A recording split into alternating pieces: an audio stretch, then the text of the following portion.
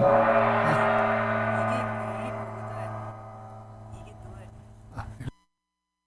Dharma friends, what I'm going to talk about today is related to what we spoke in a recent teaching on the songs by Milarepa, and also the four empowerments.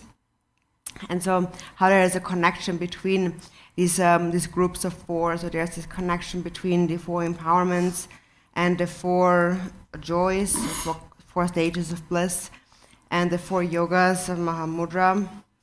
And then, for example, we also have the four appearances of Dzogchen. So in Dzogchen, it's the four appearances. In the Kagyu tradition, it's the four yogas of Mahamudra.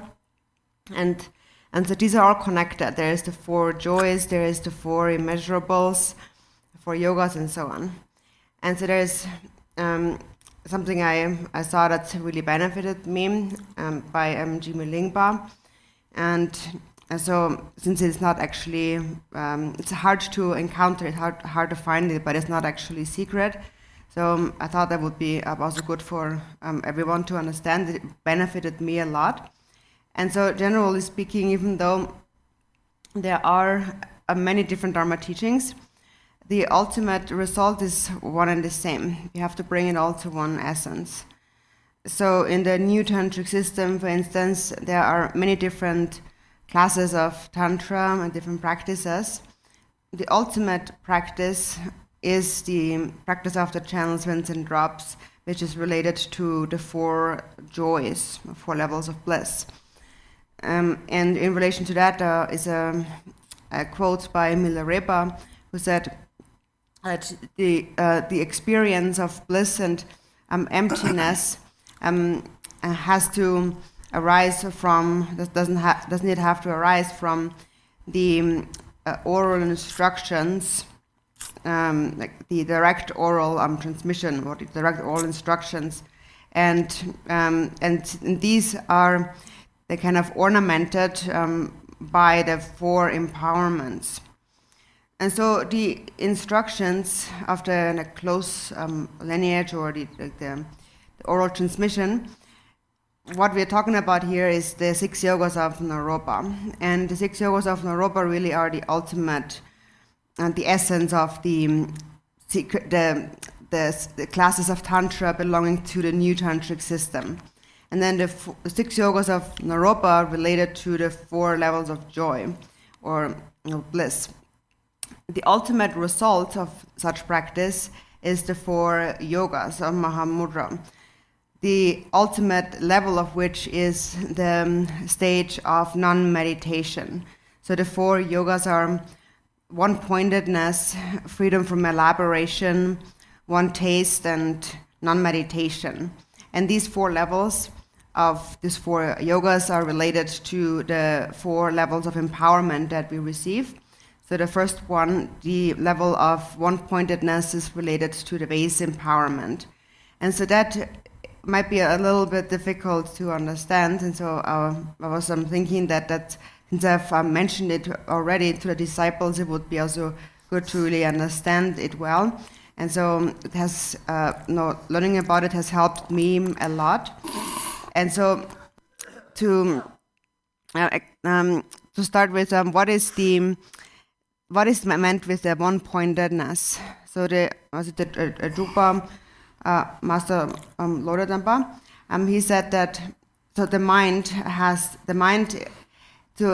is in a relaxed state. To realize the nature of mind, it is in a relaxed state, like an even ocean that is undisturbed by the waves of mental thinking or a lack of clarity and agitation.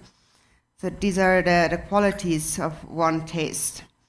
And so that is related to the Vase empowerment. So the Vase empowerment is the generation stage. So how are they connected? Is one-pointedness in the generation stage, and that is maybe a little bit difficult to understand. So I thought I'm going to explain that to you Dharma friends as well as I can.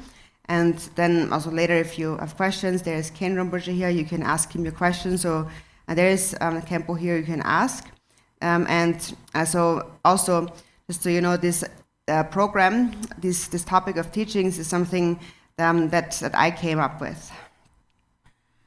So people often say that the generation stage, which is the visualization, is elaborated. So it is conceptual.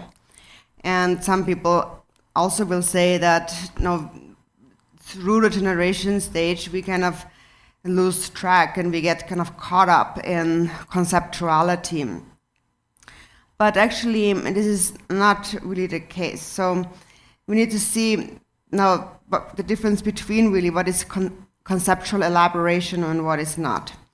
So when we abide in a state of one-pointedness, the state of one-pointedness is a state that is free from conceptual elaboration. And so in that state, when you abide within this meditative state of one-pointedness, the mind is not the inner grasping mind and the outer appearing object, the objects do not mingle. And so the mind just abides without grasping at any object. So there's various sense perceptions that may appear, such as sound and smell and taste and touches and so on. But when one abides in single-pointedness, then one rests within what is called the three vajras, where that is the empty appearances and the empty nature of sounds and empty awareness. So those are the three vajras. And vajra here means that when one abides within this empty nature. And the thing is, when we meditate, is that we cannot abide within this empty nature single-pointedly. So then we meditate and we are in this restful state for a while. We can abide within this state for a little while, but then again something happens and then thoughts arise. So, for example, a person arrives, a person comes, and immediately we just naturally, automatically, we hold whatever arises to be true. We think that that's really happening, whatever we see. So a person comes and you automatically assume that this is a real person coming, and you're thinking, oh no, he's here, he came. So that happens momentarily. So a person who really has understood the generation stage, how will they see it? So when they see a person coming, then they will understand the nature of that person. That now, in terms of where does the person come from, where is the person now, and where will the person go? And the person so the meditator understands that the person who comes actually, in ultimate nature, has no coming, abiding, and going. And so normally we think that everything consists of these three steps. So a person is born, then they live, and then they die. Or this world too, this planet, it first arises, then it stays, and then it disintegrates. So a person who understands how things are will, when they see a person, first of all, they know that what they see is a body, and the body is a compounded phenomenon, and whatever is compounded is impermanent by nature, and therefore will become emptiness. So a person who understands the generation stage naturally understands that's the nature of all phenomena. And so this is how all these elaborated conceptual phenomena become unelaborated. Or the generation stage, which is an arising, is realized as unborn, as unarising. So the meditator sees the person coming, and they see a body, and they know that this is just a form, a physical form, and it will disintegrate. So then if the form disintegrates, then where is the person? Then the person, there's just the mind, but we cannot see the mind. And even though we cannot see the mind, there still are these karmic imprints within the mind. So within the consciousness. When now when we are still alive and we have this body, the way these karmic imprints, these habitual patterns manifest is, for example, in our dream state. And later on when we die, the consciousness goes on into the bardo, and then in the bardo, the various manifestations appear, which are the natural projection of one's karmic imprints. It is just in the bardo one doesn't have a physical form, the aggregator form any longer. In the bardo it is said one possesses the four aggregates and the name. So one possesses the consciousness, perception, karmic formation, and feelings. And how we can understand that right now when we are still alive, this bardo state, is through our dreams. In our dreams, we also have something like an illusory body, even though we don't really have a physical form. There is an illusory body, an illusory form. And this is actually also something we learn in the 6 yogas of Naropa, the yoga of the illusory body and of dreaming. So when you're dreaming, your body lies sleeping in your bed, but the mind dreams, and due to the karmic imprints present in the mind, just like during the daytime, experiences all sorts of things in the dreams. And these experiences, our dreams, these are the karmic imprints that we're talking about. This is how you can see them, how you can recognize your karmic imprints. And so this is how we can understand it while we are alive, when we observe the difference between our waking state and our dream state perceptions. And then also later on, we go into the bardo, and so through the dreams we can understand how the experience of the bardo will be. And so basically whatever appears, all these appearances of the bardo or the dream are not real things. We cannot say that they really exist, but they are only the natural manifestations of the karmic imprints within the mind. And so in any case, it is said that the purpose of the generation stage, the visualization, is in order to purify the karmic imprints of the body. So as through the generation stage, we purify our karmic imprints of the body. And so that is normally when we see two people, so you're with somebody else, you naturally think that that's me and that's him, so it's us two. So you think that you exist separately. And so then what we learn through the generation stage is that, first of all, the body that we see, the physical forms, they consist of the 5 elements. Everything consists of the 5 elements. And your own body, when you look at the other person's body, is nothing but a heap of 5 elements. So the flesh, for instance, is the earth element, and the blood is the water element, and the heat is the fire element, the breath is the wind element, and the consciousness, the mind, is the space element.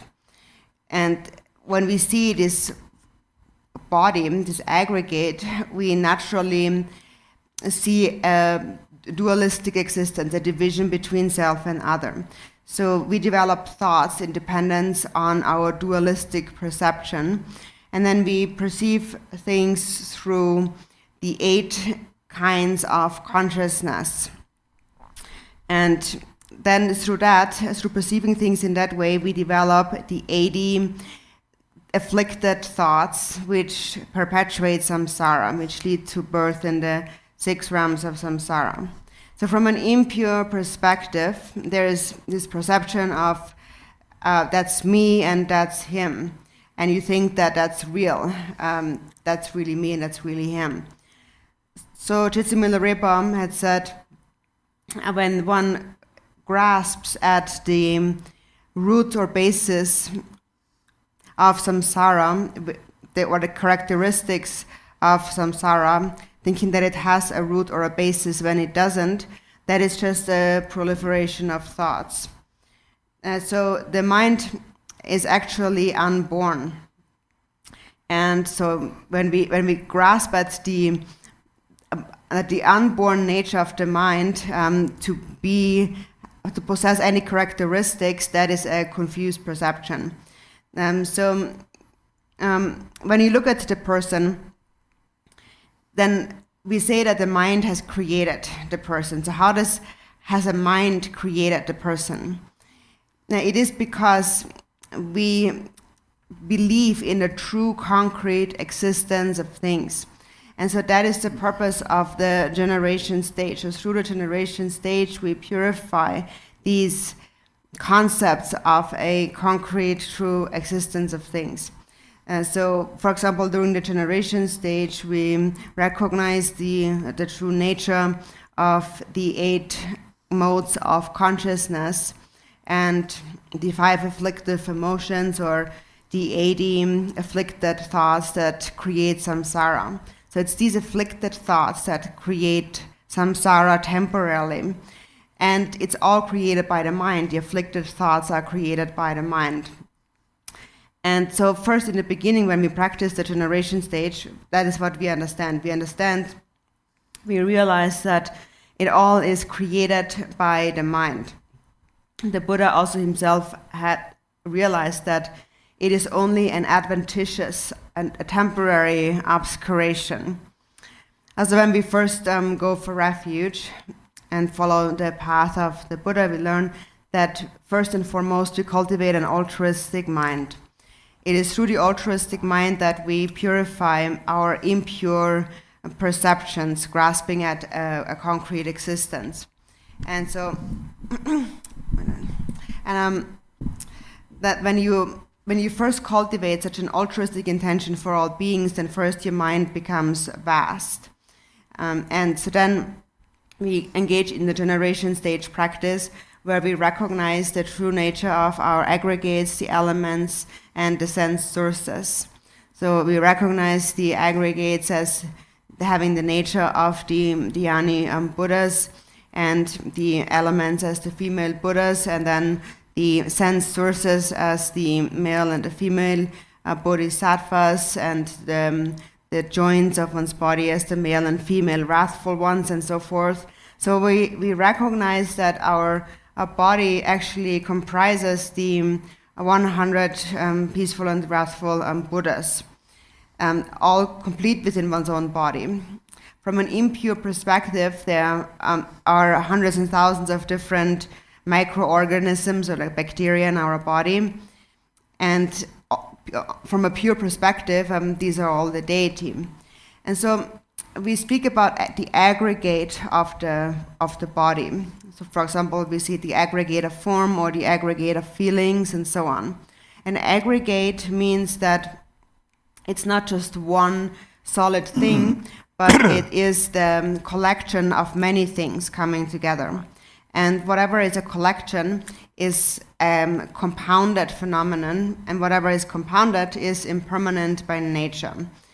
So that is what we need to realize through the generation stage. And so then we realize that our existence too is one of disintegration. We are born, we age, we get sick, we die. So that is our nature. We are here now, and then we will perish. But then, however, even though the body perishes, the mind never ceases to be. And the mind can mature into the nature of the 5 wisdoms. That is what we are introduced to through the generation stage. So through the visualization, we are purifying the ordinary karmic imprints of holding things to be truly existing, of grasping at the concrete existence of appearances. So we can see things, we can still see things, but we understand that their essence is empty. So that is the empty essence and the natural clarity. Things appear while they are empty of self-nature. And so during the generation stage is such an appearance where things appear, where we visualize, but then we recognize that this appearance is empty of self-nature. Just like when you see a person, you recognize that the person is actually empty, the appearance of this person is empty of self-nature.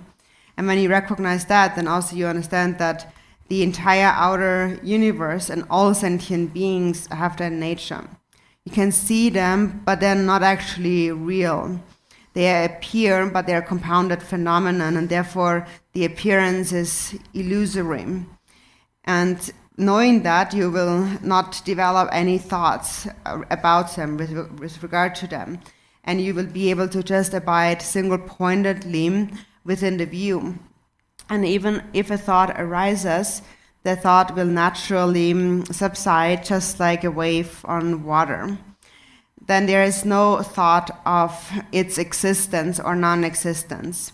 So you don't think whatever arises, whatever appears, you don't think that that's real, but also you don't think that it's not real. You just continue to abide without distraction, without getting caught up in the extreme views of existence or eternalism or nihilism or non-existence. So when you rest within that state, anything at all may arise. Anything can arise. And whatever arises, you do not grasp at what arises. You don't pay much attention to what arises. And then of the three kayas of the Buddha, we spoke about the Sambhogakaya. And the Sambhogakaya recognizes that all appearances are their own self-projection. So things appear, but you don't cling to them because you know they are your own self-projection.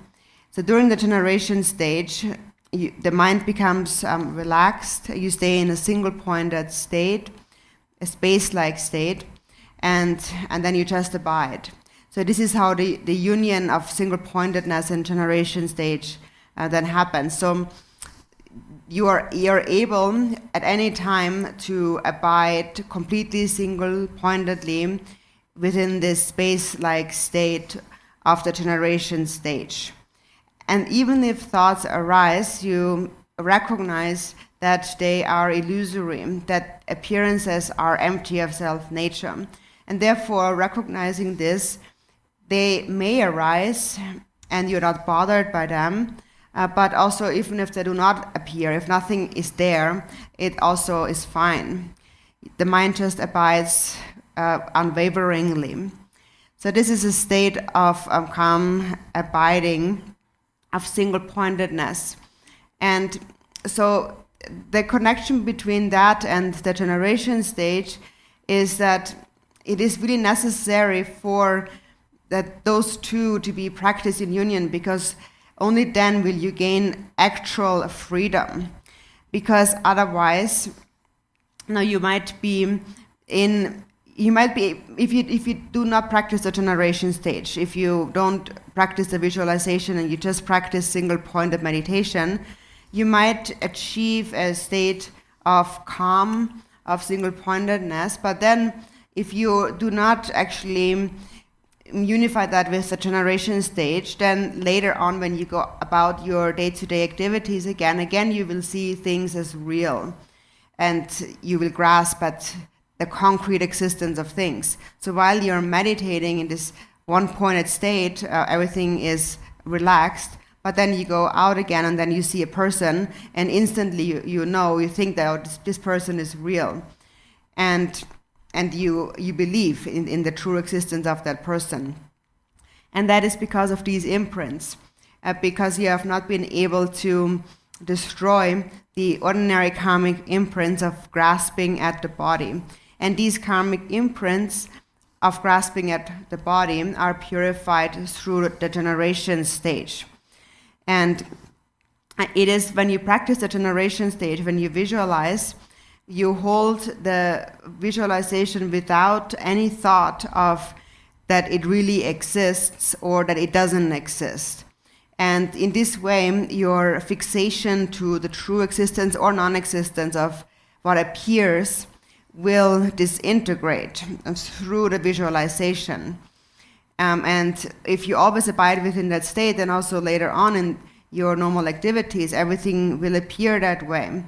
And then if bodhicitta is present, the natural reflection of bodhicitta, then from a mind that doesn't grasp at the true existence of things, is that everything appears as a pure land and as a deity. Just naturally, everything appears as pleasant and joyful.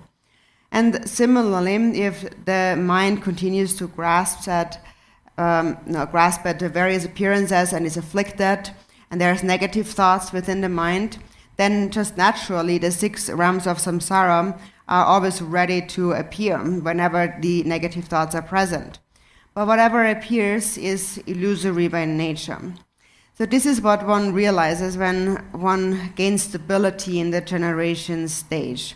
If you do not gain this stability in the generation stage and you only practice one pointer meditation without practicing the deity, then in your day-to-day activities, again, these ordinary concepts of things possessing a true concrete existence will arise again.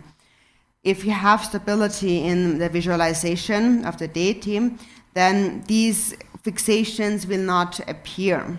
Then you will come to an understanding that whatever appears is empty and therefore illusory. So that's an extremely important point. It's important that the single pointedness is practiced together with the generation stage. And through that, you will come to an understanding of the empty nature of appearances. And so the generation stage is related to the Vase empowerment. So when you, for example, when you think about now the arising of things, for example, this world and the destruction of things, so this world, this planet hovers in the middle of empty space. And it consists of the 4 elements. So when you practice the generation stage, that's what you're actually training in. You're building up the universe, the 4 elements, and then the boundless palace, and so forth. And that really is this universe here, this planet, for example, when you think about this planet Earth that is hovering in empty space. And then this planet one day will disintegrate. Actually, each and every day, there is limitless planets and stars that disintegrate, that fall, that collapse. Because all of these planets and stars are compounded phenomenon, therefore they are impermanent. They are all subject to disintegration.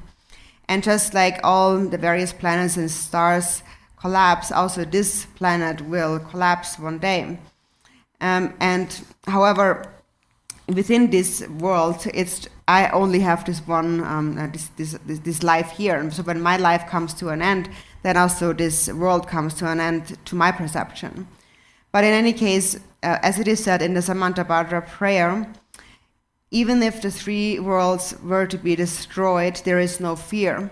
There is no attachment to the 5 desirables of the senses. So when you understand the meaning of these words and you have gained stability in the generation stage, you see that there is actually no need to have any fear. Because you know that the mind will never disintegrate. And you know that this world, to begin with, is illusory. And so that is what you have to realize through the generation stage. That is something you will not realize just through single-pointed meditation, or, for example, a shamatha, calm abiding practice, whether it is shamatha with support or shamatha without support. That in itself, that alone, cannot free you from such fears. Because even though you have gained some single-pointedness, some stability, again, when things manifest around you, naturally you will fixate, you will see things as truly existing. And this can only be overcome through the generation stage practice, the visualization. So that is why we practice it in union with one-pointedness. So the outer universe is subject to disintegration. And now we have this natural perception of the outer universe possessing some stability to it, something that's always there. And we have that perception, we perceive things this way due to a collective imprint, a collective way of perceiving things. So for example, there are many different countries in the world, and the citizens of each country have a collective perception of that country. For example, people say that I'm an American citizen because this is America, and each country gives a name to their own country, and then they say we are citizens of that country. So we collectively perceive it in the same way. We collectively perceive this as America, and the Americans collectively see each other in the same way. And in this world, collectively, everyone in this world collectively perceives this planet as the planet Earth. This is where we are. And we all think that this is real, this is what it is. So that is, this collective thinking is the collective karmic imprint. And this collective karmic imprint creates this world. Even though there are many different worlds like that. So the collective imprint also implies that there is no doubt about it in our mind. We are sure that this is what it is. And the entire outer universe, however, does not possess the way it appears. It appears to us that this world, this planet is real, it is stable, and it actually exists as this solid thing. So that's the collective imprint. And then there are individual imprints, which refers to the personal karmas of the sentient beings in this world. So on an individual basis, we develop different afflictive emotions and accumulate different kinds of karma. And in this way, we create different experiences in the 6 realms of samsara. So these are all the creations of the individual's afflictive emotions.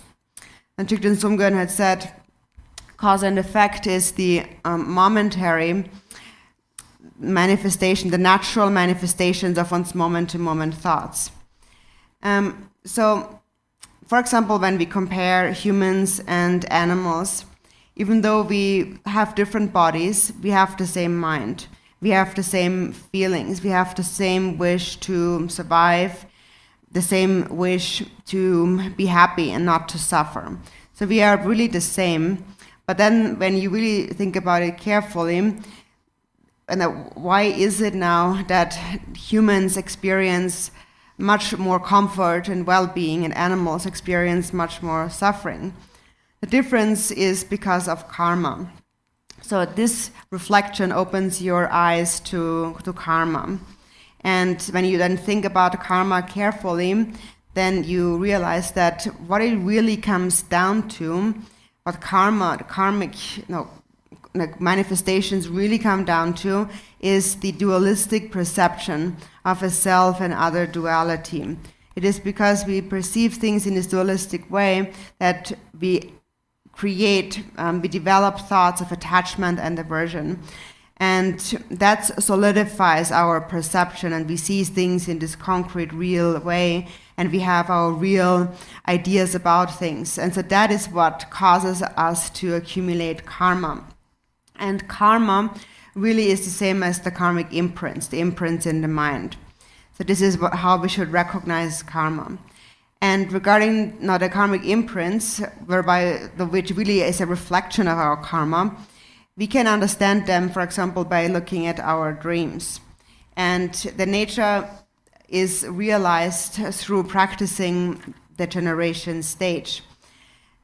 Because through the generation stage, we recognize the lack of inherent existence of these appearances, and in this way we are purifying the impure karmic imprints within the mind.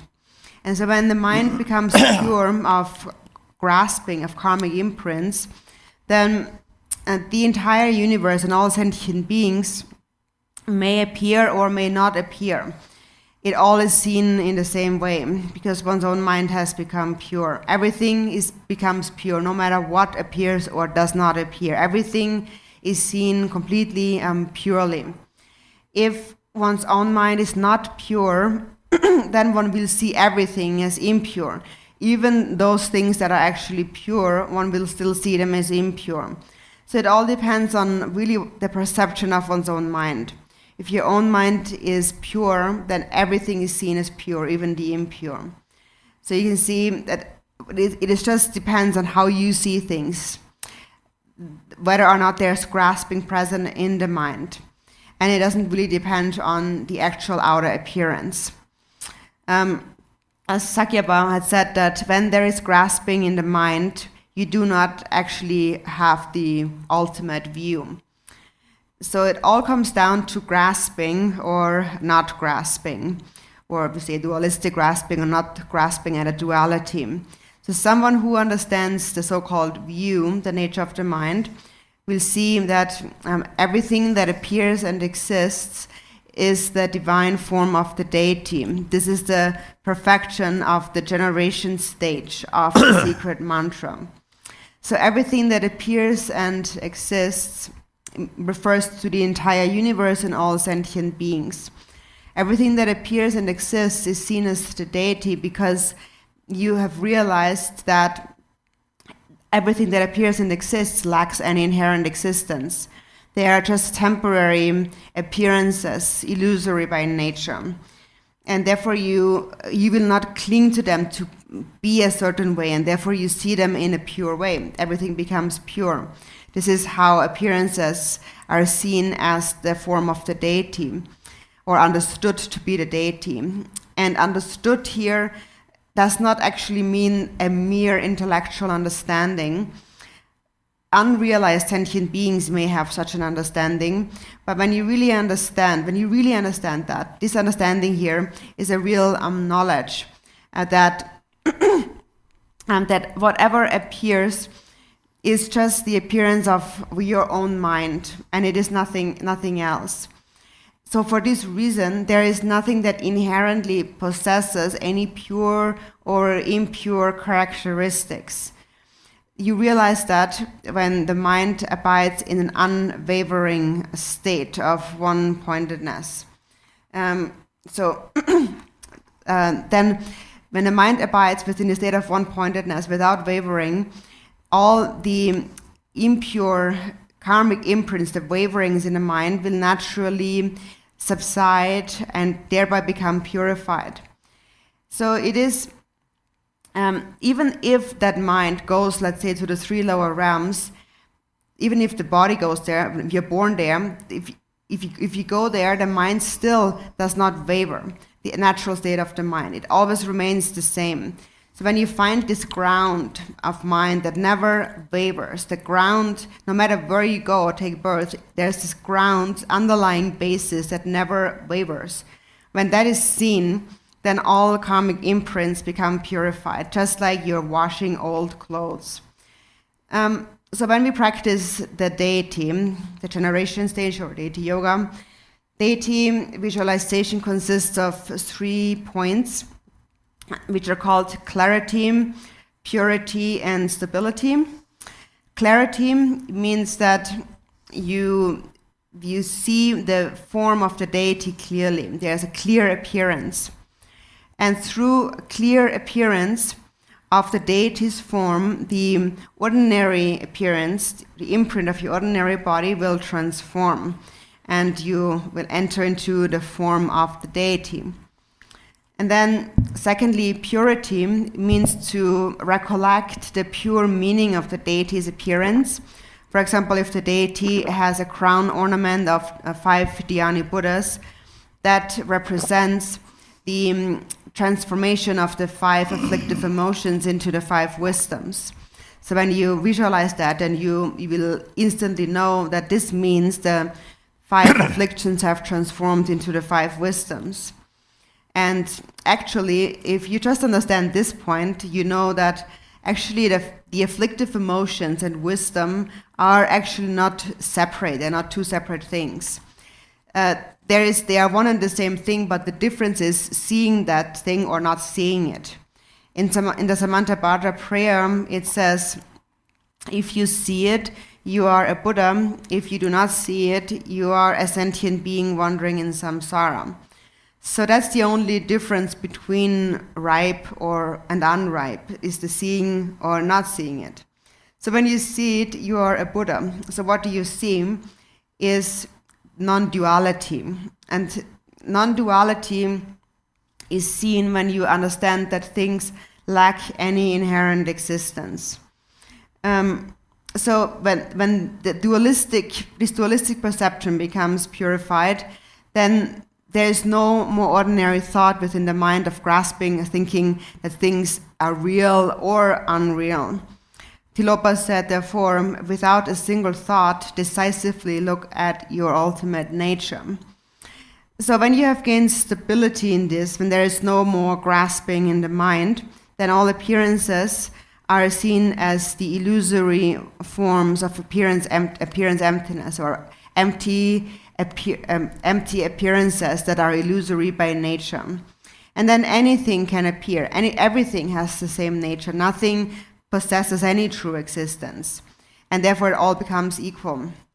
And so whenever you gain such stability through the generation stage, the stability in realizing that all appearances are empty, then on the basis of that, you will actually achieve true one-pointedness that is founded on an understanding that things lack any inherent existence and only appear temporarily and only are perceived a certain way temporarily due to our own fixations. For example, it is just like a person with jaundice seeing a white conch as a yellow conch. When the conch is not yellow, it's still white. It is just how we see things. So when you realize that, there will be no more grasping at anything. There will be no more thought of, oh, this is not good, this is bad, and or this is good, and so on. Now we always label things as good or bad. For example, we say, oh, this is a really good person. I like this person. So we believe that this is true. We are right. And because of that, we see things just within one day.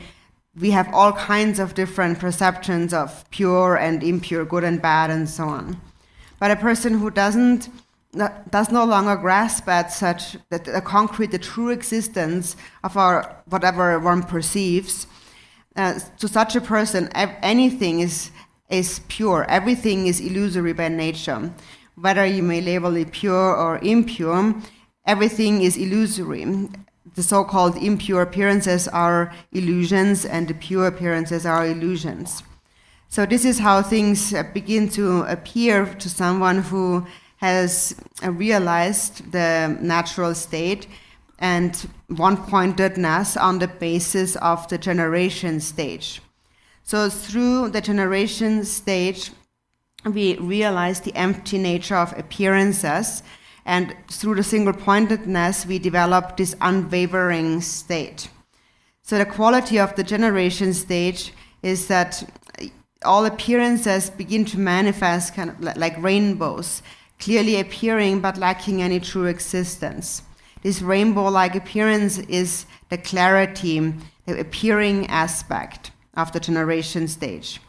And then the essence is empty, or which is the second aspect of generation stage, the purity. Pure in the sense things are empty, and therefore they are completely pure. And that is the recollection of purity.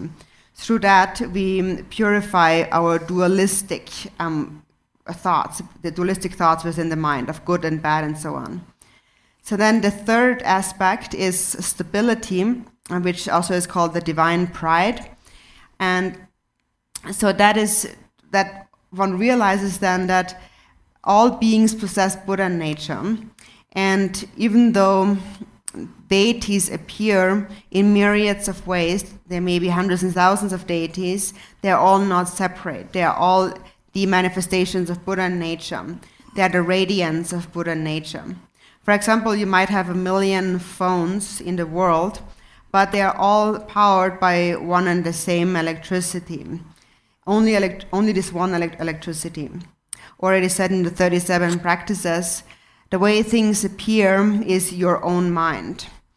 So that is what you resolve through the generation stage practice. And this is then how the mind is able to free itself and abide within this free state. So that is the generation stage, and following the generation stage, there is the completion stage. So the generation stage is set to purify, and one trains the mind in the existence of birth, taking birth. And then the completion stage, through the completion stage, we purify the existence of death. We train the mind in dying. And through both of these practices, generation and completion, the mind comes to a state of non-grasping, an unwavering state.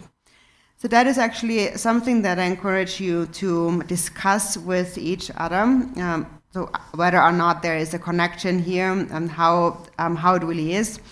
And also you have Kempo to ask questions and so on. So this was my is the way I have understood it, based on a teaching by Jingme Lingpa, and also another another example to exemplify this point of not grasping. So, for example, if you're sitting in a building, you normally think that that's real. I'm inside that building. Someone who has realized the generation stage, when they are in that building meditating, first of all, they understand that this building is composed of many different substances, many different parts. So it's not just this one building.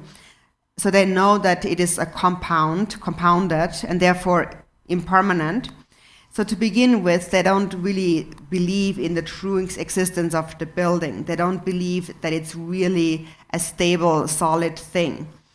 And then they meditate in that building. Sometimes when they close their eyes, it appears to them as though the building is not even there anymore. They have no more perception or awareness of the building being there.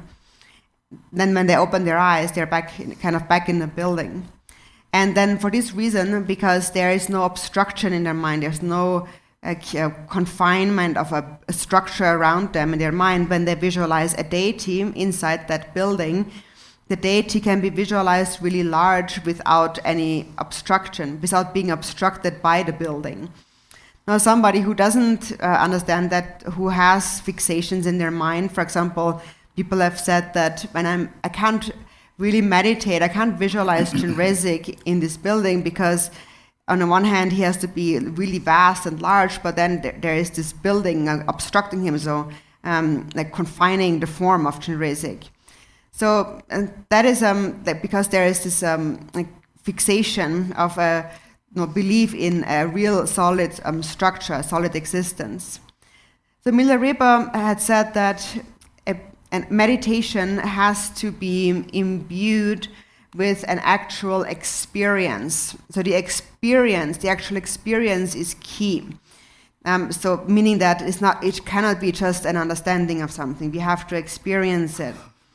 And also, it is through experience that we unify these four levels of yoga with the four empowerments, that we see the connection between the four empowerments and the four levels of joy. So the experience must arise from within the mind, and only then will it really actually help your practice. So this is how I personally see it.